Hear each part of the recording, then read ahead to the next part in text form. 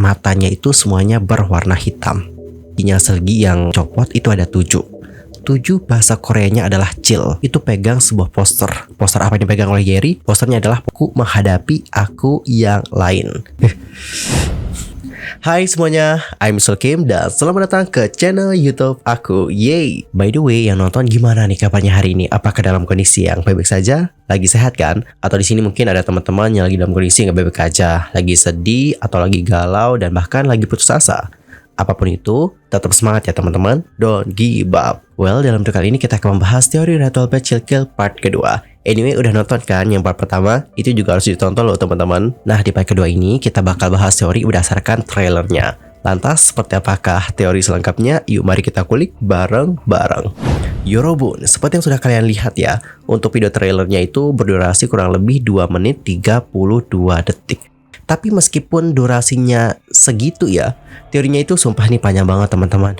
Wow, bisa ya kayak gitu ya. Dan kayaknya untuk teori Red Velvet Chill Kill ini nggak cukup deh kalau kita buat sampai 3 part. Karena teman-teman, menurut aku di sini masih banyak hal lagi yang perlu kita jelasin dalam teori Red Velvet yang Chill Kill. Karena teorinya emang benar-benar panjang banget dan juga tidak sesimpel itu teman-teman. Di sini tuh banyak banget misteri dan juga teori yang perlu kita pecahkan. Anyway, kalau kita berbicara mengenai trailernya nih secara keseluruhan aja ya. Secara keseluruhan itu menunjukkan mimpi buruk dari setiap member Red Velvet. Itu juga sudah dijelaskan dalam hint fiction. Nah, di bagian Who Is There dan juga di bagian Nightmare itu dijelaskan tentang bagaimana mereka menulis di buku harian atau di buku diary. Kemudian di bagian Nak nih, coba deh kalian perhatikan ya bagaimana narasinya. 18 Oktober, saya mengalami mimpi yang sama lagi. Dalam mimpiku, aku hanya berdiri diam di depan pintu yang tertutup. Saat siang berganti malam, di luar pintu terdengar suara nak-nak. Dan aku terbangun di adegan yang sama dari mimpi itu lagi. Kemudian tanggal 9 November, saya tidak bangun dari mimpi itu. Sekali lagi, aku mendengar suara ketukan pintu. Ketukan. Siapa di sana? Bisakah saya membuka pintu hari ini? Wow, cukup serem banget ya narasinya ya. Jujur aku kayak merinding teman-teman. Well teman-teman, dari bagaimana penulisannya ini, secara nggak langsung menegaskan bahwa mereka menulis di buku harian. Karena kan kalau orang nulis di buku harian atau diary, biasanya kan tulis tanggalnya dulu tuh. 9 November, hari ini aku membaca buku. Hari ini aku bertemu dengan gebetanku. Biasanya kayak gitu teman-teman, ya nggak sih? Aku juga agak kurang tahu sih, soalnya aku juga nggak pernah buat buku diary. Tapi berdasarkan film-film yang aku nonton, biasanya orang nulis diary kayak gitu teman-teman. Selalu nulisin tanggal. Dan honestly, bagian dari trailer ini memiliki koneksi dengan teori-teori sebelumnya. Terkhusus dengan teori monster. Coba deh teman-teman nonton teori aku yang monster. Di teori monster, aku menjelaskan bahwa Irene itu akan bertindak seperti monster dan membisikkan mantra keselgi ketika ia tertidur. Atau dalam kata lain, si monster ini nanti akan menguasai jiwa dari member Red Velvet melalui alam bawah sadar atau melalui mimpinya. Kenapa bisa dapat seperti itu? Ya mungkin lebih jelasnya bisa nonton yang bagian itu ya teman-teman. Karena kalau aku jelasin lagi teori monster sini bakal panjang banget videonya. Dan teman-teman, hal ini juga sudah dipertegas, baik itu di bagian trailer dan juga di bagian hint fiction.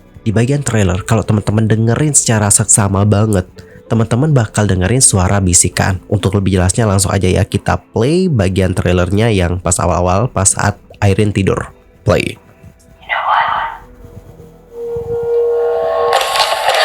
You know what? Dari cara berbicaranya saja itu sudah merujuk kepada arah bisikan. Beda loh kalau orang ngomong secara jelas ya ngomongnya kayak gini gitu. Tapi kalau orang berbisik, you know what? Kayak gitu suaranya. Dan kalau teman-teman dengerin lagi di sepanjang video ya, teman-teman juga bakal dengerin suara bisikan-bisikan yang lain. Oh ya, sekedar untuk informasi tambahan nih, pikiran alam bawah sadar itu bekerja ketika manusia sedang melamun ataupun termenung. Dan pikiran semacam itu akan lebih mudah menerima sugesti. Alam bawah sadar pun dapat menciptakan halusinasi dan dapat mengubah persepsi manusia tentang waktu. Makanya tidak heran di beberapa bagian kita di sini mendengarkan suara bisikan, terutama pas saat mereka mau tidur. Kemudian hint fiction itu sudah dijelaskan di bagian underwater. Untuk lebih jelasnya langsung aja aku bacakan seperti apa narasi di underwater. Genangan air terbentuk di bawah kakiku. Saya mendengar sebuah suara. Suaranya kayak gini. Kamu bisa membuka matamu sekarang. Hanya kamu yang mendapat izin dariku untuk berada di sini. Saat aku menyaksikan riak ombak menarik ke arahku tanpa rasa takut, garis antara real dan surreal itu mulai kabur. Refleksi jam di air menunjukkan pukul 03.25.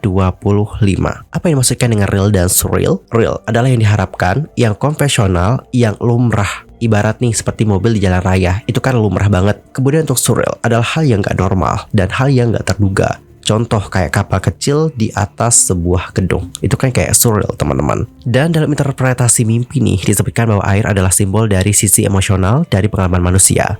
Bermimpi berada di bawah air berarti tenggelam dalam sifat perasaan. Bermimpi berada di bawah air menunjukkan bahwa kalian itu berada di luar kendali mengenai suatu situasi. Dan kalian perlu mendapatkan kendali yang lebih baik atas hal tersebut. Lantas apa sih kesimpulan dari pembahasan yang panjang ini? Kesimpulannya adalah tentang bagaimana mereka yang berada di luar kendali menghadapi mimpi buruk tersebut. Karena mereka tidak bisa mengendalikan alam bawah sadar mereka. Oke, jadi itu adalah penjelasan secara keseluruhan mengenai teori trailernya. Dan coba sekarang kita bedah dari setiap scene per member. Oke, ini yang bakal panjang banget teman-teman. Kita mulai dulu dari Irene. Di karakter spoilernya, Irene itu adalah sosok yang terdiam. Jadi dia itu kayak tidak menunjukkan bagaimana keresahan pikiran atau keresahan hatinya di luar. Karena dia percaya bahwa dengan tidak terlihat seperti itu adalah cara untuk melindungi saudara perempuannya. Setelah dewasa, dia hanya tidur dengan imajinasi peri yang menyelamatkan mereka. Dan gak ada yang tahu tentang imajinasi tersebut. Anyway, jika kalian perhatikan secara teliti juga, Irene itu memimpikan apa yang terjadi dengan para member yang lain. Mulai dari Sergi yang kehilangan gigi, Wendy yang terus dikejar, Choi dengan kasus pembunuhan, hingga Yeri yang nampaknya akan tertusuk pedang. Belum tertusuk ya, nampaknya akan tertusuk di bagian matanya itu loh teman-teman. Terus di bagian Irene nih, kita itu melihat beberapa clue penting. Mulai dari jam, semut, sampai apel. Berbicara mengenai apel sendiri itu muncul dalam banyak tradisi keagamaan, seringkali sebagai buah mistis atau buah terlarang. Meskipun buah terlarang dalam kitab Kejadian tidak teridentifikasi, namun tradisi Kristen yang populer menyatakan bahwa Adam dan Hawa memakan apel dari pohon terlarang di Taman Eden. Buah Eden yang tidak disebutkan namanya menjadi sebuah apel di bawah pengaruh kisah apel emas di Taman Hesperides. Alhasil, apel itu menjadi simbol ilmu pengetahuan, keabadian, godaan, kejatuhan manusia, dan juga dosa. Menurut Alkitab nih, nggak ada bukti yang menunjukkan bahwa buah terlarang dari pohon pengetahuan adalah apel. By the way, seandainya kalau salah dalam bagian ini nanti koreksi ya teman-teman. Sementara untuk jam sendiri dapat melambangkan tekanan waktu. Terus berlalunya waktu, merasa kewalahan hingga kehidupan dan juga kematian. Sedangkan untuk semut, menurut pandangan aku nih teman-teman ya, menurut pandangan aku nih, kalau seandainya kita nggak sama ya, nggak apa-apa juga. Nah, semut sendiri itu dapat merepresentasikan tentang member Red Velvet yang terjebak dalam mimpi buruk tersebut, yang mana jam di sini dapat melambangkan bahwa kejadian itu akan terus terjadi secara berulang-ulang. Dan apel itu ibarat sebuah godaan, sama dengan bisikan yang didengarkan oleh Irene ketika tertidur. Lanjut ke bagiannya Sergi. Nah, kalau Sergi sendiri di karakter spoilernya itu diceritakan bahwa dia itu mencintai saudara perempuannya. Sergi percaya bahwa wajar untuk berjanji bahwa mereka berlima akan selalu bersama apapun situasinya. Dan itu adalah satu-satunya kebahagiaan. Setiap kali dia tiba-tiba ingin meninggalkan rumah, dia menenangkan dirinya dengan musik keras dan berjaga malam, sementara saudara perempuannya tertidur. Dan nyerobun di bagian Sergi, kalian tahu gak sih, kita sudah diperlihatkan dengan jelas siapa sebenarnya yang mereka lawan. Yang mereka lawan ternyata adalah diri mereka yang lain. Serem juga sih di bagian ini, coba deh kalian lihat. Jujur aku kayak merinding banget sih. Terus di hint fiction, tepatnya di bagian yang Will I Ever See You Again, ada narasi yang mengatakan bahwa aku menghadapi aku yang lain.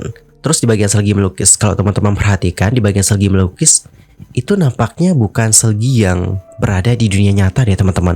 Karena kalau kita perhatikan ekspresinya itu berbeda banget. Lantas apakah ini Sergi tapi Sergi yang lainnya? Dan teman-teman kalau kalian perhatikan pengambilan gambar dari belakang menunjukkan bahwa Sergi itu hanya melukis sendirian. Sedangkan pas lewat depan nih kayak ada orang yang memotretnya. Kemudian yang lebih serem adalah bagaimana Sergi yang kehilangan giginya. Mimpi kehilangan gigi dapat mencerminkan bagaimana kecemasan seseorang dan juga melambangkan kehilangan atau kematian. Dan Sergi juga memang terlihat cemas ya. Hal itu terlihat bagaimana dia menggaruk punggungnya sampai kayak meninggalkan bekas loh teman-teman. Terus di scene lain dia juga terlihat benar-benar cemas banget. Dan nyerobon, tau gak siapa yang buat aku merinding banget? Kalau kalian perhatikan di sini jumlah giginya Sergi yang copot itu ada 7. Dan kalian tahu 7 bahasa Koreanya apa? 7 bahasa Koreanya adalah chill. Wow, cukup creepy juga ya teman-teman. Dan next kita akan masuk ke bagiannya Joy. Nah, di karakter spoilernya disebutkan bahwa Joy itu cemas. Dia katanya mencoba yang terbaik untuk tersenyum di luar, tetapi setiap hari dia takut momen berharga bersama saudara perempuannya akan hilang.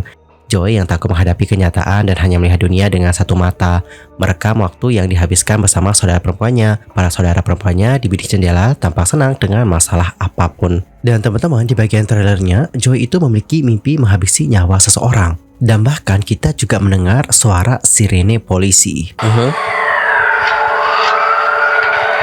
Itu adalah suara sirine polisi, teman-teman. Dan bahkan kalau kita perhatikan di sini kan ada lampu yang warna-warna merah ya. Biasanya itu kan kayak lampu mobil polisi gitu nggak sih? Yang di bagian atasnya itu loh, teman-teman. Itu kan ada lampu yang warna merah-merah gitu kan. Namun teman-teman, nyatanya adegan pembunuhan itu tidak benar-benar terjadi. Artinya adalah itu hanya terjadi di mimpi buruknya Joy.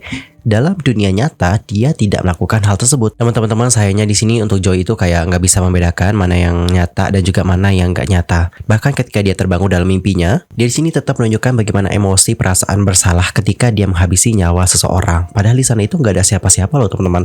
Tapi dia merasa di sana ada seseorang gitu. Bahkan di sini ada adegan ketika Joy itu kayak ngusap matanya. Menurut aku ya, scene ini menegaskan tentang mereka yang nggak bisa membedakan mana yang nyata dan juga mana yang nggak nyata. Next, kita akan ke bagian memori yang berikutnya, yaitu Yeri. Di karakter spoilernya, Yeri itu sosok yang biasa dan juga cerah atau ceria. Jadi berkat tumbuh dengan kasih sayang saudara perempuannya, dia itu bisa menjalani usianya bahkan dalam kenyataan kelam. Dia juga sangat yakin dan membayangkan bahwa suatu hari dirinya akan bertemu orang-orang yang dicintai seperti orang lain. Dan juga punya keluarga yang normal. Lantas apakah selama ini keluarganya nggak normal? Karena teman-teman, kalau kalian perhatikan ya, ada sebuah foto yang menunjukkan bahwa 3 dari 5 member Red Velvet matanya itu semuanya berwarna hitam. Wow, cukup creepy juga ya. Mungkin inilah yang membuat Yeri mengatakan bahwa dia itu pengen punya keluarga yang normal. Ya nggak sih? Bagaimana pendapat kalian? Nanti langsung aja sampaikan di kolom komentar. Dan dalam scene ini kita melihat bagaimana dirinya seperti membentuk sebuah gambar jam dengan sebuah pedang yang berbalutkan mawar biru. Tahu nggak sih kalian bahwa ternyata mawar biru ini adalah bunga dari genus Rosa, keluarganya Rosaceae, yang mana mawar biru ini memiliki pigmentasi biru hingga ungu, bukannya merah, putih, atau kuning pada umumnya. Mawar biru seringkali digunakan untuk melambangkan misteri atau hal yang tidak mungkin tercapai karena memang nggak ada di alam dikarenakan keterbatasan genetik. Apa yang disebut dengan mawar biru itu telah dibiarkan dengan metode hibridasi konvensional. Namun hasilnya seperti bulan biru, lebih tepatnya digambarkan sebagai warna ungu. Dan kalian juga pasti tahu dong bahwa di antara para member Red Velvet yang merepresentasikan warna ungu adalah Yeri. Terus di bagian Yeri kita juga melihat di sini ada 2 karakter dari Yeri, sama seperti yang sudah ditunjukkan dalam bagiannya Joy tadi dan juga di bagiannya Sergi. Karakter pertama adalah ia yang terlihat menangis, sementara karakter yang lain justru menunjukkan sebaliknya. Ini sekali lagi menjelaskan konsep aku menghadapi yang lain. Sama dengan Joy. Joy sendiri juga ditampilkan punya 2 karakter. Jika teman-teman perhatikan, emosi yang ditampilkan oleh Joy yang ini dan juga Joy ketika dikelilingi oleh 4 wanita misterius ini juga sama. Karakteristiknya di sini tampak seperti villain. Sama juga di bagian Sergi. Ketika Sergi ini dikelilingi oleh 4 orang wanita yang misterius ini, karakternya itu terlihat berbeda banget teman-teman dari karakter yang ditampilkan ketika dia berada di dunia nyata. Di bagiannya Yeri juga sama kok. Ketika dia sendiri karakternya seperti ini, tapi pas dia bersama dengan wanita lainnya, karakternya terlihat agak berbeda teman-teman. Dan bahkan di sini untuk Yeri itu pegang sebuah poster. Poster apa yang dipegang oleh Yeri? Posternya adalah poster yang ini. Dan coba kita baca seperti apa tulisan dalam poster itu. Pernahkah kamu melihat gadis ini dalam mimpimu? Setiap malam di seluruh dunia, ratusan orang melihat wajah gadis ini dalam mimpi mereka. Jika muncul dalam mimpimu atau jika kamu gadis ini, tolong hubungi kontak yang di bawah ini. Lantas siapa sih yang berposter itu? Yang buat tentu adalah member Red Velvet teman-teman. Dan yang pengen dicari oleh mereka adalah versi lain dari diri mereka ini. Makanya di sini kita diperlihatkan sebuah adegan di mana ada telepon berdering. Itu adalah telepon dari seseorang yang menghubungi mereka. Orang tersebut adalah versi lain dari diri mereka. Makanya setelah adegan menelpon ini, kita diperlihatkan tentang bagaimana Sergi, yang mana pas Sergi lagi melamun nih, ada seseorang yang mengetuk pintunya, nak-nak gitu. Dan setelah dicek-cek oleh Sergi, ternyata orang yang mengunjunginya itu adalah versi lain dari dirinya sendiri. Terus di bagian scene terakhirnya Yeri, teman-teman kalau perhatikan, bayangannya itu kan nggak ngikutin si Yeri ya. Yeri jalan, bayangannya cuma diem doang.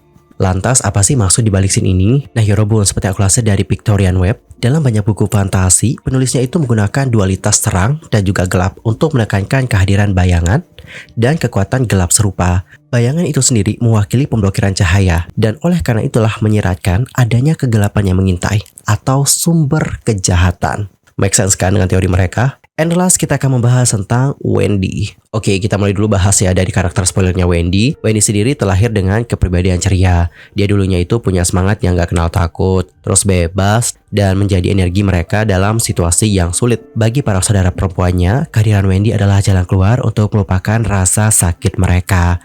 Namun setelah sesuatu terjadi, Wendy kehilangan tawa atau senyumnya.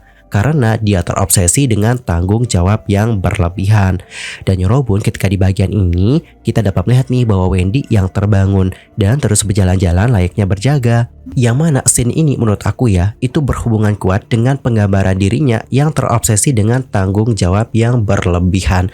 Dia itu kayak menjaga saudara perempuannya ketika saudara-saudara perempuannya ini lagi mimpi buruk. Bahkan di bagian mimpi buruknya pun Wendy itu terus menjaga sebuah buku yang sepertinya buku ini menyimpan rahasia tentang Red Velvet. Jangan lupakan juga dengan senjata dari Wendy. Senjata dari Wendy sendiri adalah perisai, yang mana di dalam bukunya juga terdapat sebuah simbol perisai. Sekedar untuk informasi, perisai sendiri adalah alat untuk melindungi diri dari serangan musuh. Lantas, apakah ini berarti bahwa Wendy akan melindungi member-member yang lain? Dan apakah ini berarti bahwa buku yang dipegangnya adalah persimbolan dari member Red Velvet yang terus ia lindungi? Bagaimana opini kalian? Nanti langsung aja sampaikan di kolom komentar. Oke teman-teman, cukup sekian untuk teori part kedua. Ini teorinya benar-benar panjang banget. Nanti kita akan bahas lagi bagaimana teori part ketiga berdasarkan musik video dan juga lagunya. Cukup sekian untuk hari ini. I'm Sulky Pamit dan aku juga mohon maaf jika ada kesalahan begitu dalam ucapan, sikap, tindakan, dan sebagainya. I'm so sorry banget. Dan mungkin ada kesalahan informasi, nanti tolong koreksi ya di kolom komentar. Cukup sekian untuk hari ini, dan selamat beraktivitas kawan-kawan. Goodbye.